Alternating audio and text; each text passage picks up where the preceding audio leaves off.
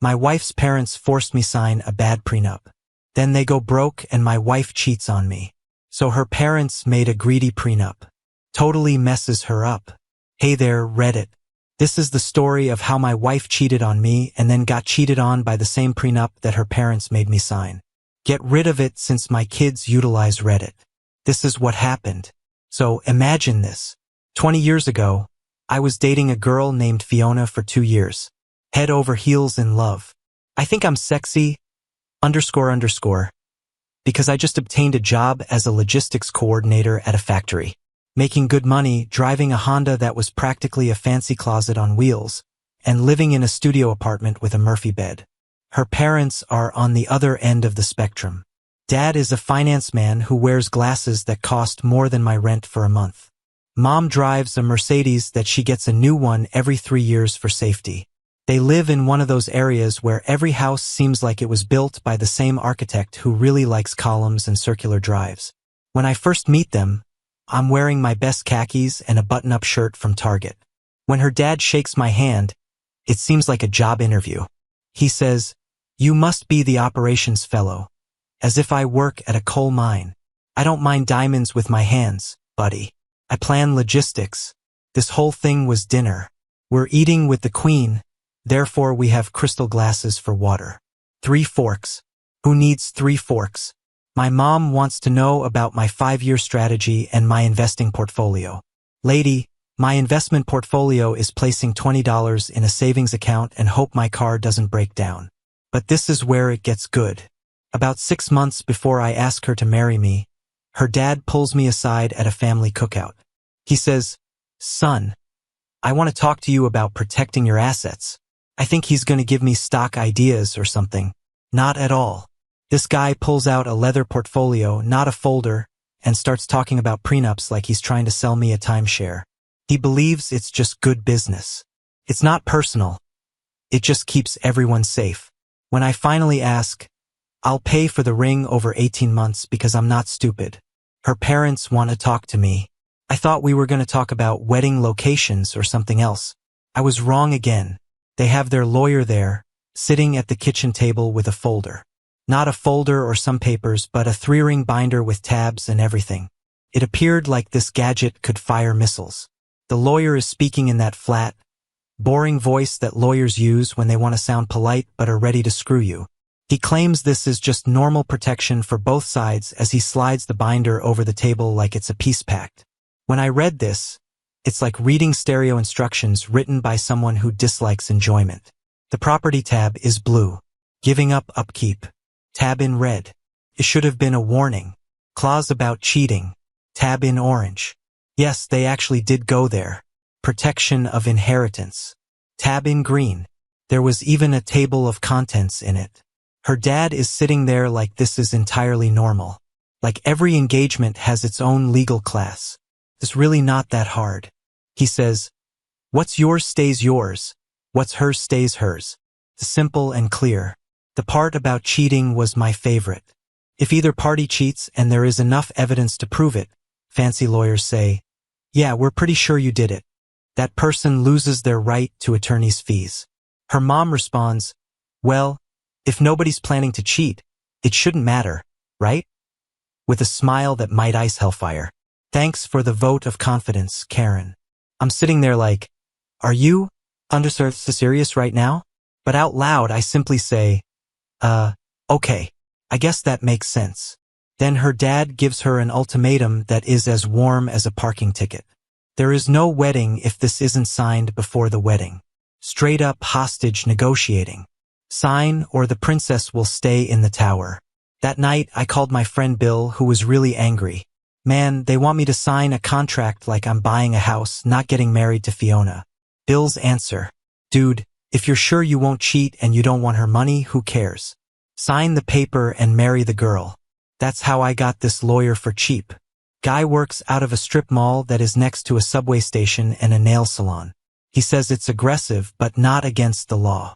Pretty normal things for privileged people. Are you okay with the terms? I am 28 years old. I make a good amount of money. I really like this gal. And I don't plan to steal or cheat anyone. How hard could it be? Of course. Whatever. That's what people say before they die. We got married then. What a lovely wedding. Fiona's parents were in charge of every little thing, as if they were getting ready for the invasion of Normandy. I wanted a DJ. They hired a group of 4-string players. I wanted a bar that was open. They chose distinctive drinks that no one could say. But who cares? I married the girl, not the ceremony. Life was really good for the first several years. We moved into this small house in the suburbs to start out. It has 3 bedrooms and 2 bathrooms. It was built in the 1980s when everyone felt beige was the most stylish color. But it had a garage, a yard, and neighbors who didn't bother anyone. Great. The kids came after that. Claire came first, then Nate 2 years later, then Luke 2 years after that, and finally Julia. We had 4 kids in 8 years because we didn't have a TV, birth control, or self-discipline. It made logical for my wife to stay home with them. So I became the one who did all the work. I got up at 5:30 and went to the gym before work since that was the only time of day that was mine. There were a lot of promotions. Logistics manager, supply chain analyst, logistics supervisor, and supply chain manager. More responsibility, more hours, more __, and more money came with each level up. I was the kind of person who read the employee handbook, put the most money into my 401k, and learned every system inside and out. Not because I liked my job, but because I was good at numbers. More hours means more money, which means a better life for the family. We turned the house into our project. Spent the weekends at Home Depot. Because hiring contractors for every little thing keeps you broke, you should learn how to install ceiling fans and mend leaky taps. YouTube University taught me more about how to take care of my home than my dad ever did. The pattern for the weeknights was like clockwork. Come home, help with homework, eat supper, give baths to anyone who needed one, read bedtime stories, and then fall asleep on the couch. On weekends, I played soccer, went to birthday parties, went grocery shopping, and worked on home improvement projects that I thought I could do in one afternoon. The refinancing of the mortgage was great, though. The rates went down. We owned part of it. The credit score was good. Changed from a 30-year to a 15-year. The payment didn't alter much. That approach likely saved us $100,000 over the course of the loan. Fiona felt I was really smart. During this time, her parents were okay. They would come over, bring expensive gifts the kids didn't need, and say things like, "The neighborhood is so charming," in a way that meant anything but they seemed to like how we were doing things. Once, her dad even told me how nice my grass was. A lot of praise from a guy who pays someone else to mow his lawn. The prenup became a bizarre family joke. "Thank God you two signed that thing," her mom would say at Christmas dinner. "Keeps everything simple." Her dad would nod like it was his greatest achievement. Right up there with inventing fire. I just smile and change the subject. Fiona was good at the mom thing. I'll give her credit. She ran that house like a military operation. She knew every kid's teacher, every friend's parent, every schedule conflict 3 months in advance. I handled the money, the maintenance, the planning. She handled the logistics, the social stuff, the emotional heavy lifting. It worked. We paid off the house 3 years ago, 12 years ahead of the original 30-year schedule, right on track with the 15-year refi through every bonus, every tax refund, every spare dollar at that mortgage like it owed us money. The kids were growing up good. The house was ours. Work was stable. Money was steady. Normal problems, normal solutions. I thought we'd figured it out. Then her parents' money started disappearing and everything went sideways. Around year 15 of our marriage, I started noticing changes in her parents. Subtle at first, they stopped talking about their latest vacation or the new car. Then her dad started asking me about my 401k strategy and whether I thought gold was a smart hedge against inflation. Bad year in the markets became their go-to explanation for everything. Their country club membership lapsed temporarily. The vacation house in the mountains got sold to simplify things. The Mercedes got traded for a Honda. They still tried to keep up appearances, but you could see the cracks. Her dad, who used to talk about money like he was Warren Buffett's smarter brother, suddenly wanted to discuss conservative investment strategies and protecting principal. Translation: dude was scared shitless and had no idea what he was doing. Turns out playing rich guy is easier when you actually have money. Turns out they'd gone Allen on some investment scheme that sounded too good to be true because it was too good to be true. Something about emerging markets and guaranteed returns. When it went tits up, it took most of their liquid assets with it. Then came the lawsuits. Multiple lawsuits. Her dad was on both sides of some nasty legal suing the guys who sold him the bad investments while getting sued by other investors who thought he should have known better. Legal fees ate what the bad investments didn't. These weren't strip mall lawyers charging $300 for document review. These were white shoe firms billing $800 an hour to argue about who was responsible for what. Her parents were hemorrhaging money, fighting over money they'd already lost. My wife took it hard. She'd grown up thinking her parents were financially bulletproof, and now they were shopping at Target instead of Nordstrom. Not exactly a tragedy, but for someone who'd never seen her parents worry about money, it was like watching Superman get his ass kicked. She started spending more time helping her parents, which really meant sitting around their house talking about the good old days and complaining about lawyers. I got it. Family is family. But it also meant she was homeless, engaged less, present less. The kids were getting older and more independent. Claire was in college, Nate was in high school, Luke was in middle school, and Julia was in high school too. The intense hands-on parenting phase was winding down, and my wife was restless.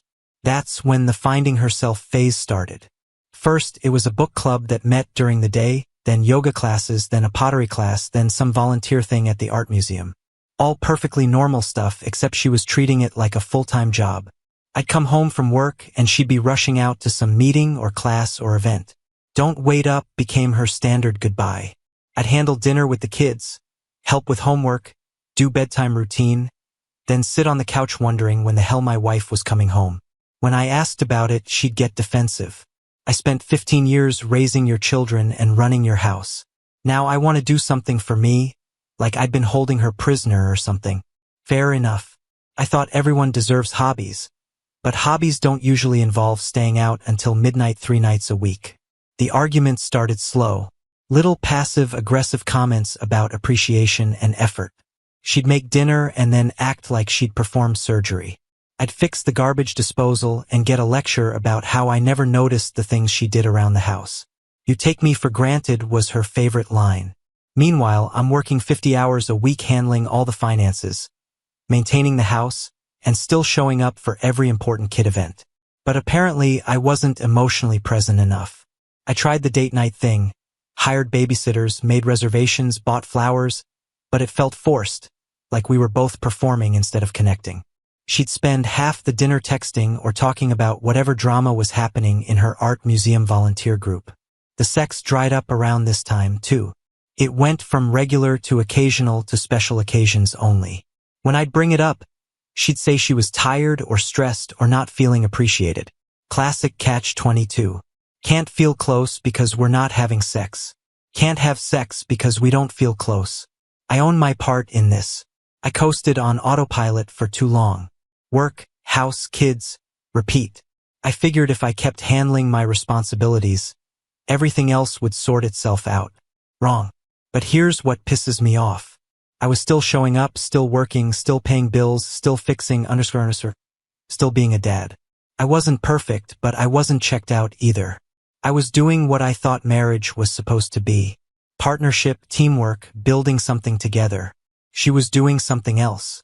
I just didn't know what yet. The really screwed up part. Her parents started warming up to me during this period. They'd always tolerated me, but now they were actually friendly. Asking about my work, complimenting the house, talking about how proud they were of the family we'd built. Her dad even said something like, "You've really provided stability for our daughter." That's not an easy thing to do these days. It was strange coming from a person who used to act like he was lucky to be able to breathe the same air as his daughter. You know how in movies the guy always finds out about the affair in a big way? Seeing them at a restaurant, walking in on them, or finding a love letter. Real life is a lot less interesting. I discovered out because her phone was vibrating on the kitchen counter as she was upstairs getting ready for another yoga night. A notification just lit up the screen when I was cleaning up after dinner. There was a name I didn't know and a picture I won't describe, but let's just say it wasn't from her yoga teacher. I didn't talk to her right away. I didn't yell, throw things, or make a disturbance. I did what any excellent manager of operations would do. I began to write things down. The first thing we did was go to our online cell phone account. Because we're on a family plan, I can get usage reports. 3 months of records made things quite plain. A lot of texts and calls came to a number I didn't know, mostly during work hours. Once you knew what to look for, the pattern was clear. After that, I looked at our credit card bills. It's amazing what you miss when you're not looking for it. Eating lunch with coworkers at eateries. I had never heard of hotel fees in the city center while she was meant to be at her book club. Small things you buy at hotel gift shops, such coffee, snacks, and things you buy to pass the time between room service and round 2. The true treasure was Find My iPhone. She had never turned off location sharing because there was no reason to. We're married, aren't we?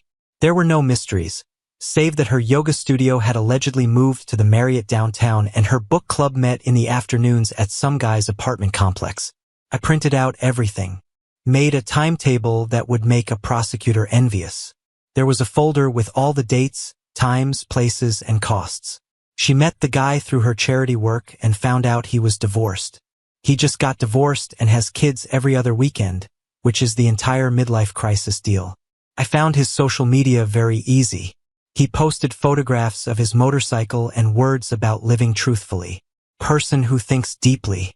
This one presumably doesn't have any regrets tattoos on it. 3 weeks of watching reinforced what I already knew. She had a whole other life that I didn't know about.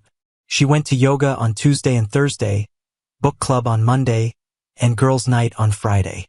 All those late evenings, all those new interests that seemed strange, and all those fights about not feeling valued. I was trying to restore a marriage that was already ended, like bringing flowers to a funeral. The next morning, I called a lawyer. I brought in my evidence folder and a copy of our prenup. While I sat there, she read everything. How long have you thought? She asked. For sure, about a month. Maybe 6 months of thinking. Good paperwork. The prenup is cool. Giving up upkeep once the youngest child turns 18. And this clause about attorney's fees for cheating. That's not normal language. It was written by her parents' lawyer. She smiled. Well, their lawyer just became your closest friend with your 17-year-old. With this much evidence, you are in a very strong position. The question is whether you want to settle or go to court. What is the difference? Settlement is quicker and less expensive. Litigation takes longer and costs more. But with this prenup and the proof you have, you would probably get everything you're owed, plus her attorney's costs. I pondered about it for approximately 10 seconds. How quickly can we deliver papers? 2 weeks. If you want to do this right, do it right. That afternoon, I drove home and saw my house in a new way. 20 years of paying the mortgage, doing projects on the weekends, and living a typical family life. We raised our kids there, had birthday parties, and fought over who should take out the trash. It felt like a museum of a life that had already ended. But I wasn't sad about it. I was angry. Not just the infidelity, but also the lying, the manipulation, and the way she made me feel like I was the problem while she had a hidden boyfriend. About the years of my life I squandered trying to fix something that was already broken. What really got to me was she still came home every night like nothing had changed. Still whining about the dishes. Still asking how my day was. Still acting like a loving wife and mother. She was either a psychopath or she thought I was a complete _. Most likely both. The kids didn't know, and that's how it should have been. They were dealing with their own __ schoolmates, college applications, and other regular teenage problems. The last thing they needed to hear was that their mom was cheating on them with a divorced loser who rides a motorcycle to volunteer meetings. I acted like everything was normal on the outside. Still went to Nate's matches in wrestling. Still helped Luke write his college essays. Still made pancakes on Saturday mornings. I was counting down the days until the sheriff would knock on our door with a manila letter that would change everything. 2 weeks seemed like 2 years. But the day finally came. It happened when I was at work. I was in a meeting about how well suppliers did in the first quarter when my lawyer's text message came in. The service was done at 2:47 p.m. I ended the meeting, took care of some things, and drove home with my stomach in knots because I knew the following few hours were going to be a huge mess. I got to the driveway around 5:30. There was her car, which meant she had been served and was presumably inside calling every divorce lawyer in the phone book. The kids wouldn't be home for an hour. Right on time. When I stepped in the front door, she was sitting at the kitchen table with a paper spread out in front of her, like she was putting together a puzzle. Her eyes were crimson, her mascara was smudged, and tissues were all over the place. For a moment, I almost felt awful. Then I thought about how much the hotel would cost, and the feeling went away. "Really?" she said, looking up at me.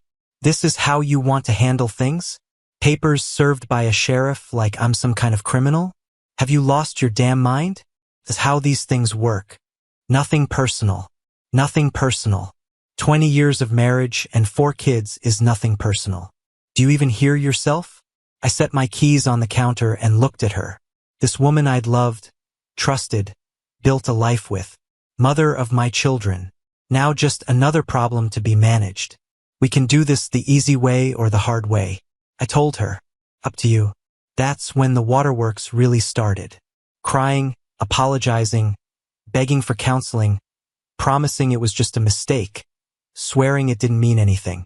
The whole performance, if I hadn't seen the evidence with my own eyes, it might have been convincing. "I know about Jason," I said calmly. "I know about everything." Her face went white, busted. No more lies. No more gaslighting. No more pretending I was the crazy one for suspecting something was wrong. "No, it's not what you think. Stop. Just stop." I held up my hand. "All communication goes through the attorneys now. You can't be serious. We have children together. We can work this out. The children will be fine. We're both going to be fine. But we're not working anything out. This is over. You can't throw everything away over one mistake. Watch me. You crossed the line. Now deal with the consequences. 20 years. Doesn't that count for exactly, Fiona? 20 years weren't enough to teach you loyalty?" I went upstairs, changed clothes, came back down, and started making dinner like nothing had happened. She sat at the table crying and making phone calls to her parents, her sister, probably a few lawyers. The kids came home one by one. Julia first, bouncing in from soccer practice, dirty and happy. Then Nate, arguing with someone on his phone about something that happened at school. Finally, Luke, tired from his shift at the restaurant where he worked part-time. Normal family chaos. Someone asking what's for dinner. Someone else complaining about homework.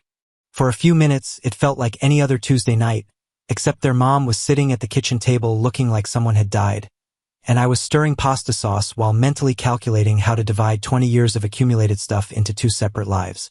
I waited until after dinner. Then I asked them all to sit down at the table. "Your mom and I are separating," I said. "No build-up, no sugar-coating. We still love you, but we won't be living together anymore. It's not because of anything you did. Be quiet." Julia started to cry right away. Even though she was 17, she was still the youngest in the family. Still thought her parents could do anything. First, Nate got mad. "What the heck, Dad?" Out of the blue. It didn't come out of nowhere. "Your mom and I have been having issues for a time." "Fix them," Luke said. He hadn't said anything until then, but now he was gazing at me like I had just said I was going to join the circus. "Figure it out. That's what individuals who are married do." I told them that certain problems can't be fixed. This is one of them. More tears, more questions, and more rage. I stuck to what I was told. Things we can't solve. "I love you all.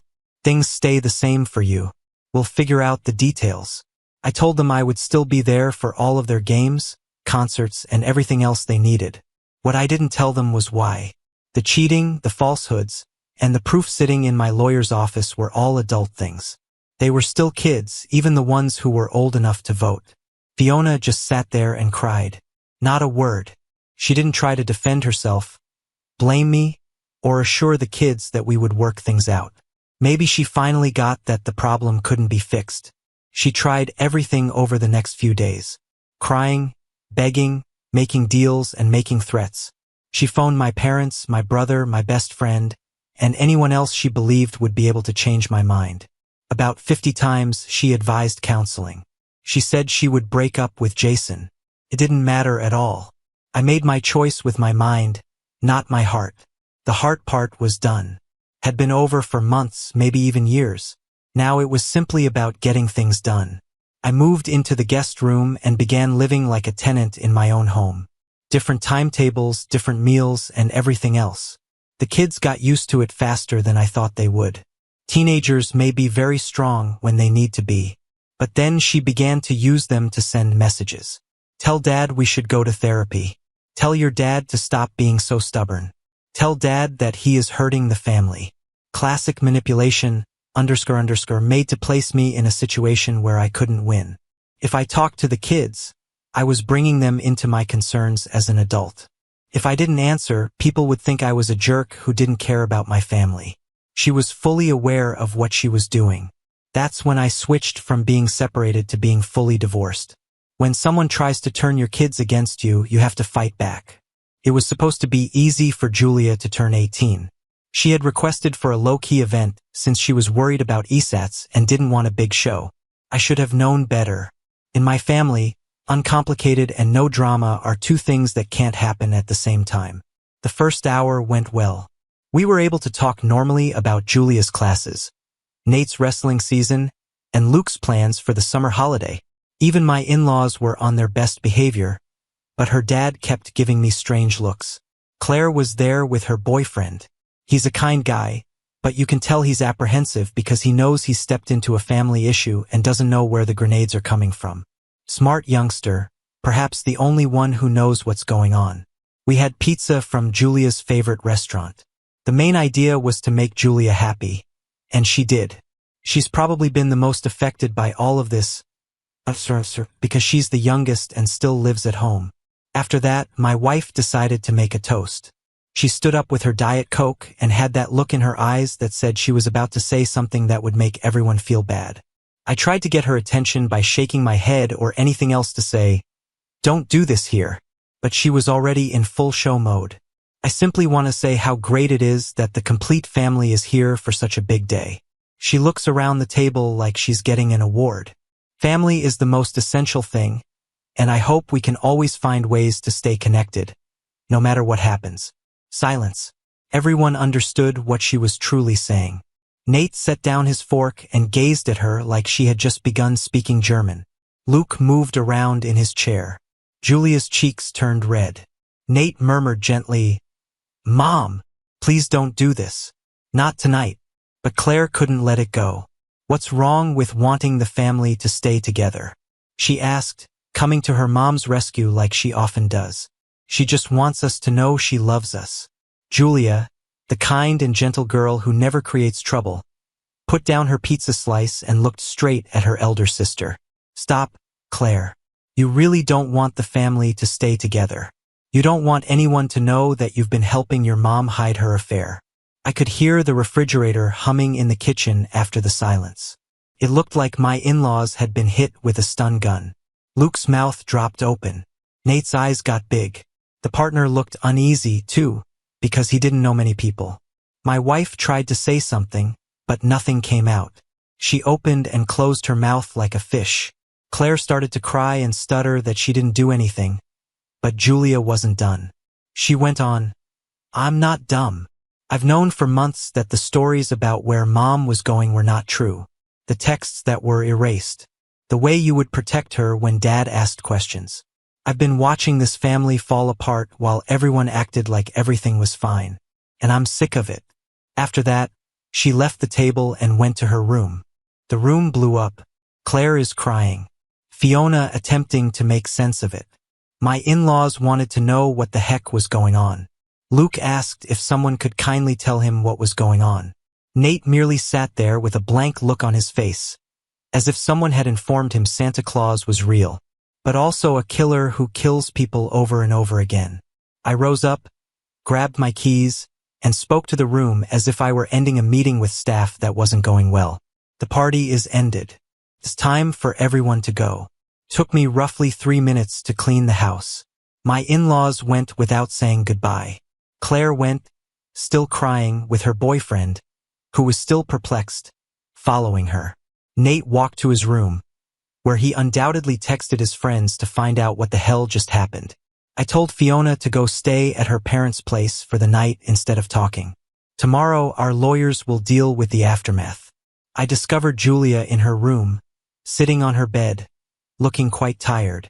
I told her I was sorry her birthday was ruined. She said it wasn't ruined. I'm just sick of everyone acting like they care. It's preferable to have everything out in the open. Kid is smart. How long have you been aware? I asked. Since last summer. I got home from soccer camp early and discovered Mom's car parked at a guy's apartment building. Later, when I asked her about it, she lied. After that, I began to pay attention to the other lies. Why didn't you say anything? She shook her head. What was I supposed to say? Hi, Dad. I believe your mother is cheating on you. You all have to work things out on your own. I held her and told her that she was the best thing her mom and I ever did together. It was true.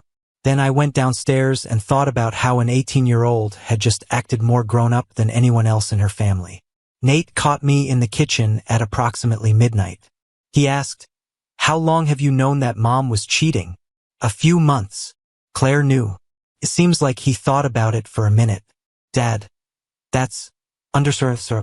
I said language without thinking, but then I realized how silly it was given the situation. But yeah, it's pretty sir. I didn't talk to Claire again for 6 months after that. Not to punish her or be mean, but because I couldn't trust her anymore. You can't talk to someone who lies to their family and chooses to do so. That's all there is to it. Some folks thought it was too harsh. I called it setting limits. So here we are 8 months later. The discovery phase is over. The talks over a settlement aren't going anywhere. And my lawyer gets really excited every time she looks at our case file. The irony is lovely. Her parents spent a lot of money on the prenup to keep their money safe from a son-in-law who was trying to get it. After that, they lost their money. Then their daughter lied. And now that same prenup is hurting her. Here's how it's all turning out. There was no maintenance alimony at all. The prenup specifies that there will be no spousal support when the youngest child turns 18. That window slammed shut because Julia just turned 18. Lawyer's fees. Because of the infidelity clause and my folder of proof, she has to pay her own legal fees while I pay mine. My lawyer thinks she has already spent $30,000 on lawyers. I've spent roughly $8,000, but I'll get it back. This is when it gets really good. The house. We own it completely. No mortgage, no liens, simply a house worth roughly $400,000 that is paid off. According to the prenup, we will split the equity after paying any costs that come up after the divorce. Since we broke up, I've been paying all the bills for electricity, insurance, property taxes, and upkeep. That comes to around $3,000 a month in carrying charges that I can take out of her share of the equity. 3,000 times 8 months is 24,000 in offsets and counting. She wants to keep the house, but she can't afford to pay me off. No money, no credit. Parents don't have any money. A bank isn't exactly lining up to lend a 48-year-old lady with no job history a $200,000 mortgage. Accounts for retirement. My 401k from before I got married is still mine. The method splits the increase during the marriage, but since I've been putting in the most money for 20 years, most of the value is before the marriage or after the separation. She might get about $40,000 from her retirement accounts. Everything else. Cars, furniture, and personal things. We keep everything we contributed to the marriage and whatever more we can agree on. There's not much to argue about there. It's easy to do the math. She might get around $200,000 from the sale of the house, minus her share of the offsets. $40,000 from her retirement savings, her car, and the furniture she bought. The total net worth is about $220,000. It's not awful for someone who hasn't worked in 20 years, but it's not enough to keep up with the way she's used to living. You can't maintain volunteering for wine club and dating people with motorcycles at the same time. My side, $200,000 from the house, my retirement money, my car, and no more debts to someone who chose to end our marriage. Plus, I can keep working and making decent money while she looks into what 48-year-old women with liberal arts degrees do for work. Her parents were going crazy. They kept trying to get involved, telling us to work things out or think about the kids. Her dad had the nerve to call me and say that I was being too severe, given how long we had known each other as a family. For 20 years, you treated me like I was your hired worker. We're not really related by blood. I informed him that the prenup was his idea, that his lawyer wrote the terms, and that I was merely letting the contract do what contracts do. He hung up on me.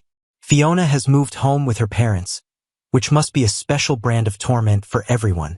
3 people who are broke live together and blame each other for their problems. Everyone was upset at me for enforcing the prenup. Her parents were mad at her for cheating, and she was mad at them for the prenup. Claire is still trying to make amends by texting me about how everyone makes errors and how to forgive family members. I don't answer. Maybe we'll drink coffee and I'll listen to her when this is all over. But for now, she's still the team mom, and I don't want to be controlled by a 22-year-old who helped cover up an affair. The other 3 kids are doing well. Nate's wrestling season is going very well. Luke got into the college he wanted to attend to, and Julia made the honor roll again. They've all gotten used to the new normal better than the adults have. They understand. We're going to court. Her lawyer keeps making settlement offers that don't follow the provisions of the prenup. My lawyer continues telling them that contracts are binding. If she doesn't accept reality soon, we'll let a judge decide. I don't care about the court. Judges deal with this kind of thing every day. We have a clear contract, a lot of proof of cheating, and a lot of paperwork. I just got a text from my lawyer while I'm writing this last update. My ex-wife's lawyer contacted to talk about a fair settlement that takes the prenup terms into account. They finally read the contract and understood they're in trouble. But it was too late. I was done talking to people who had been trying to change reality for months. We had to go to court. The judge looked over the prenup, my evidence folder, and Fiona's lawyer trying to say that a 4-month affair wasn't truly cheating. And you could see her making her decision right away. My lawyer lay out the evidence like she was giving a PowerPoint presentation to business leaders. Hundreds of pages of documents, including cell phone records, credit card transactions, GPS data, and hotel receipts. Fiona's side tried the standard _ unfair contract and altered circumstances. Remember the kids. Her parents got on the stand and cried, saying that they never meant for the prenup to be this harsh and that it was aimed to keep them from getting married. After that, they called Jason to the stand. The guy came in looking like he would rather be having a root canal. He practically affirmed everything when under oath. The schedule, the hotels, everything. Her lawyer asked if he forced her into the affair. Jason smiled and explained that she was the one who chased him. Real romance. Fiona sought to use the moment of weakness defense when she testified. She cried on the stand and talked about how she felt unappreciated. But when my lawyer started questioning about the lies, all the lies she told me and the kids, she lost it. Had to admit that she had involved Claire and was hiding her travels to Jason's place. It didn't take the judge long to make a decision. Came back from break and basically said that the prenup was clear, the proof was strong, and contracts are binding. The prenup is fully in effect. And because of the infidelity clause, Fiona has to pay both sides legal bills, which add up to nearly $45,000. What happened next was exactly what you'd expect.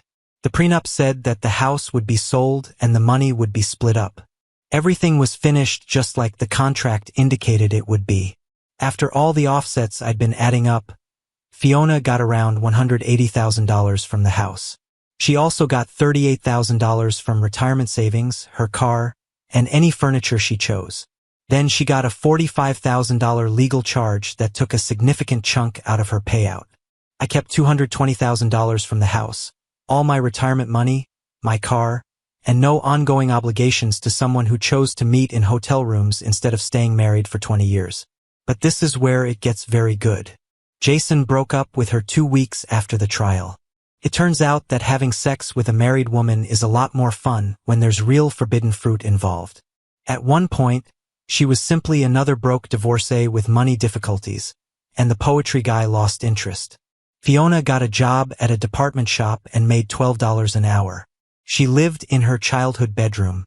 To help pay for her legal fees, her parents had to sell their house. But they owed more than it was worth. They ended up taking out a loan against the little equity they had left merely to pay for the lawyer's expenses. The kids are doing well. Julia is doing great in college. Nate made the varsity wrestling team. Luke knows what he wants to do with his life. They may see their mom whenever they want, but they don't want to pretend that everything is fine when it's not. After roughly 6 months of me not answering her, Claire finally quit attempting to be a family counselor. We should all text each other to say we're sorry. You burn some bridges and some bridges burn themselves. That's all there is to it. Reddit. I signed a contract 21 years ago that I assumed would never matter. Turns out that was the best legal paper I ever signed. Her parents' greedy prenup ruined her life. Things are going well.